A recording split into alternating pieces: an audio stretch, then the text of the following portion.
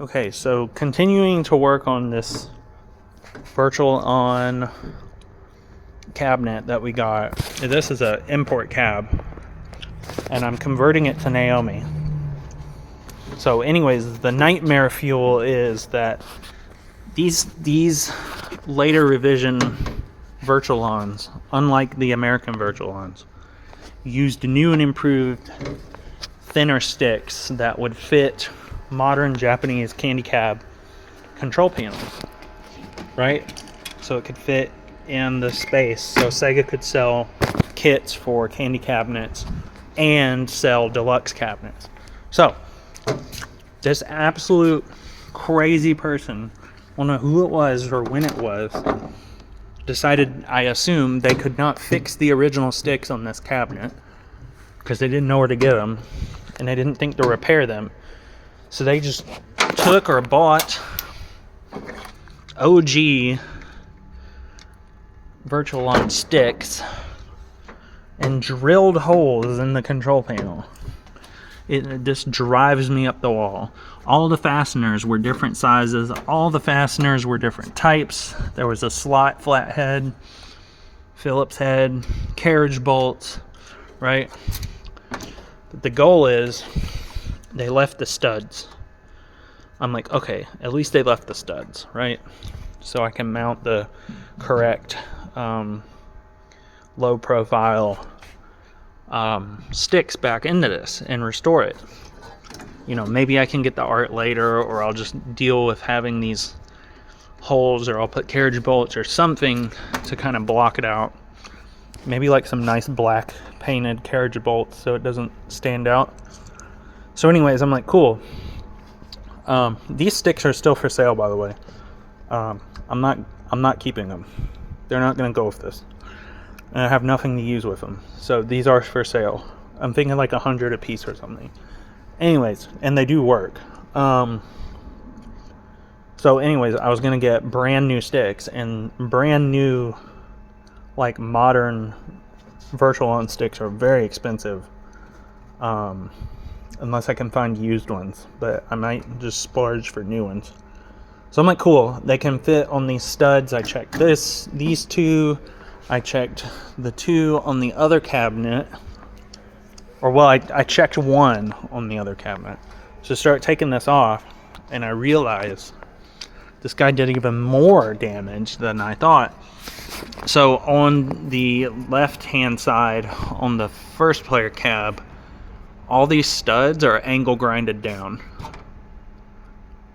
Even though it's not necessary, because the measurement of the plate goes around this, and these aren't cut off. These are the actual size of the studs. They have they don't look like they've been cut. So these are the original lengths, and all of them have studs except for one stick. One stick has every single stud angle grinded in and cut off. So I'm like, wow, cool. So now I'm gonna have to go get metric screws and cut the heads off of them and have someone tack weld metric screws onto the control panel and then cut them to size. So that's cool. Also, the wiring harness for the back was completely butchered. That's a work in progress. I mean, it works, but it's not pretty and it's not what I want. But so since I'm here, we can talk about this. So a Naomi is going to go right here. If you want to do this yourself, this is actually not super difficult. Now, unless you want to build your own harness, I don't, because it's time consuming.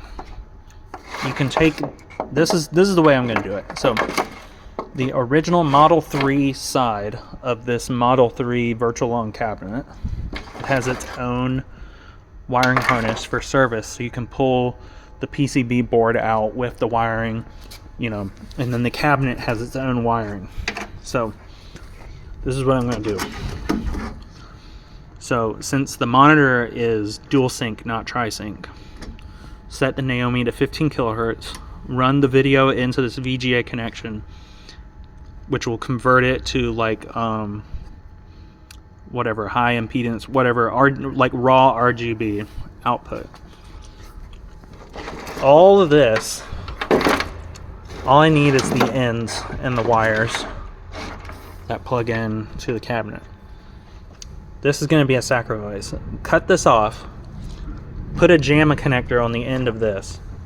JAMA connector plugs into this board. The other end of the wiring harness plugs into the cabinet. Capiche. The stereo amplifier on these cabinets, you use line level RCA or line level audio. It's not RCA. However, originally I was going to do something even crazier, but I realized I didn't have to. So what you got to do is just take this cable. Again, this is a sacrificial cable, not the cabinet's cable, the PCB side, which, you know, I hate doing it, but I really don't want to wire all this either. So take this, cut these, add RCA connectors on them, instant RCA connection into the sound amp. There's this does some kind of crossover stuff, sends the same or one of the channels or both of the channels to this amplifier for the subwoofer, which has a subwoofer in the seat. Then I got a bunch of these little weird Naomi, they're Sega, but I don't know what they're for, but there's like these little pigtail extensions. They're 1-to-1. So they're literally, I don't know what this does, but it's like a mini extension. I have a couple of these. I'm like, cool, I can use this. So this will plug in to the Naomi for power. And I have a bunch of these GD-ROM cables. And so this will not work to power Sega IOs. It's for GD-ROM drives. However, it's the same connector. And all you gotta do is swap these two power cables. There's some pinouts and schematics and stuff if you look at it. And all you gotta do to depin these is you take like a pin or a pick or something and press down on the back and then pull. It comes right out. So anyway, swap two wires around. Now you have power for the I/O board that's tapped off of this sun supply. Rebundle the wires. This plugs into the Naomi. Everything's done. You do need to get a communication board for the cartridge. The communication board has the circuitry that runs the optical, like Toslink communication. So there's like a laser, you know, the Naomi has connections and it communicates with a transmit and a receive with fiber optic cables, Toslink cables. But the Naomi doesn't have that hardware natively in it, I guess for cost savings. So cabinets that need that linking ability with these cables, you have to get a communication like board. It sits between the cartridge and the system. So I'll need that. And then I should be done, other than the sticks. So, oh, and the wiring harness in the back, I'm going to try to find some like racing cabinet wiring, because they all use the same. These cabinets are kind of semi-universal. So I'm going to try to find some wiring harnesses to use for that. So that is this whole project that's been stretching on for a while now. And hopefully it should be done by the end of the year. So I'm going to be ordering the sticks soon.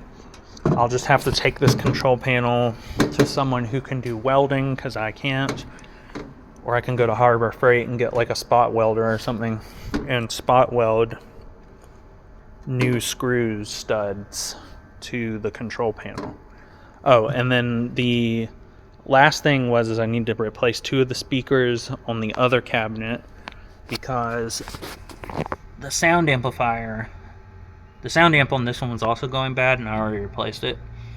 But the sound amp died on the other cabinet, and when it died, it blew out the speakers. Or the speakers went bad and it blew out the amp. It's one way or the other. So anyways, that is this virtual lawn project. It will be converted to Naomi, which is a little more reliable. Because I do plan to maybe take this to a few shows. I don't know how long I'm going to keep it, but I do plan to take it to a few shows. And yeah, so I fixed up a bunch of stuff, including this seat. The seat rail was bad. I fixed the seat rail. So, anyways, thought I would share some stuff with you guys. These are really cool. The blue and everything, it's just very cool. It's just a shame that this was done. Like if the inputs on the stick died, you could have just checked it with a multimeter and replaced the switches on the PCB. You didn't have to do all of this. And so I don't know what happened. Maybe the plastics exploded, because that could also be a thing. I don't know if these sticks have the same mounting holes as the newer sticks for these joysticks or not. But yeah, so keep a lookout for when I post my hooray hurrah video or photo of this being fully completed and done, because I'm expecting it to be done by the end of the year. Peace.